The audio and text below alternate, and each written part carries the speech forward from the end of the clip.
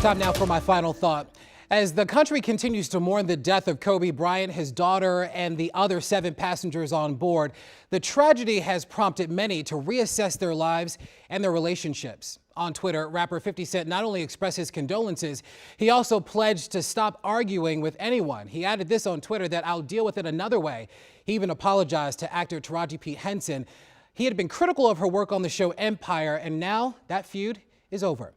Then there's rapper T.I, and he took to Instagram sharing that Los Angeles would never be the same now that both Nipsey Hussle and Kobe Bryant have passed away. He wrote a tribute to his family, vowing to be a better father and husband.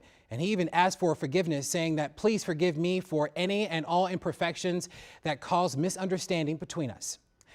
Well, you certainly know that life was special when it compels people to do better in their own lives. So as we take the time to mourn a man that has done so much, let's also take the time to mend relationships, apologize, even say I love you before it's too late. And let's continue to pray for the families affected by that crash. From all of us here at the Q&A, have a great evening. We'll see you tomorrow at 7.